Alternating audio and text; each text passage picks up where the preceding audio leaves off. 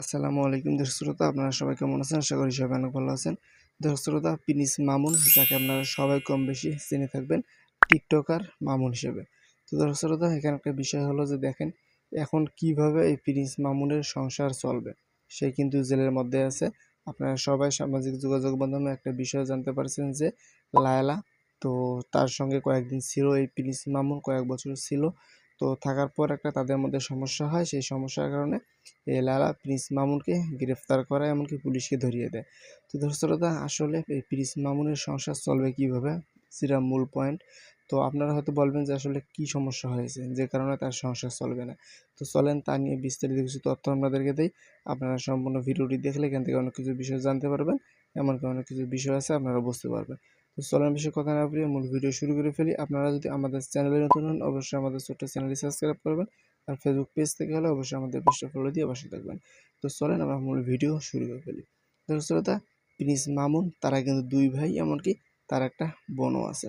তো দর্শক শ্রোতা, এরা তিনজন, এমনকি তার মা বাবা। তো তাদের ফ্যামিলির মধ্যে এই কয়েকজন মানুষ, পুরো ফ্যামিলিটাকে এই প্রিন্স মামুন তার ইনকামের টাকা দিয়ে চালায়। তো দর্শক শ্রোতা, এখন হয়তো আপনারা বলবেন যে আসলে তার ভাই, তার যে বাবা আছে, তারা কি কোনো কাজকাম করে না? তো এখানে একটা বিষয় হলো যে দেখেন, তার বাবার অবস্থা কি সেটা আমার জানা নেই, কিন্তু তার যে একটা বড় ভাই আছে তার একটা সমস্যা আছে, মানে মোটামুটি কিছু সমস্যা আছে। এমনকি তার যে একটা বোন আছে তারও মোটামুটি কিছু সমস্যা আছে। তারা শারীরিকভাবে অসুস্থ, সে কারণে মূলত তারা কোনো কাজকাম করতে পারে না।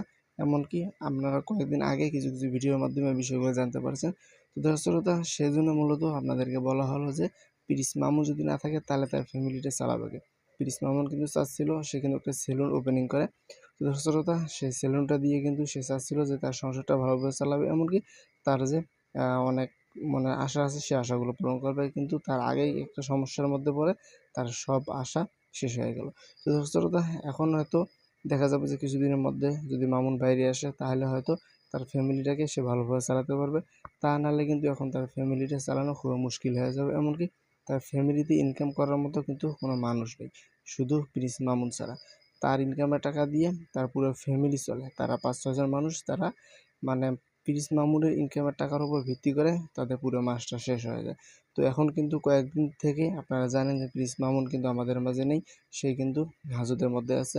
তো দর্শক শ্রোতা, সে যদি বাইরে আসে, আসার পর হয়তো দেখা যাবে যে সে আবারও আগের মতো সব কিছু রানিং করে দেবে, এমনকি তার যে ইনকাম আছে সেই ইনকামগুলো চলবে। তো এখন কিন্তু তার মোটামুটি ইনকামও বন্ধ আছে। সে হয়তো অনেক প্রোগ্রাম করতো বা আরও অনেকভাবে ইনকাম করা যেত। তো এখন কিন্তু সে জেলের মধ্যে থেকে কোনো কিছু করতে পারতেছে না। তো দর্শক শ্রোতা, সেজন্য মূলত আপনাদেরকে বলা হলো যে প্রিন্স মামুনের পরিবার কিভাবে চলবে।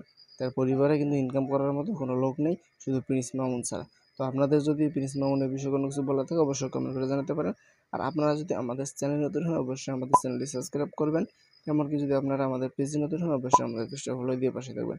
ততক্ষণ সবাই ভালো থাকবেন, সুস্থ থাকবেন। দেখা হবে নতুন কোনো ভিডিওতে। আল্লাহ হাফেজ।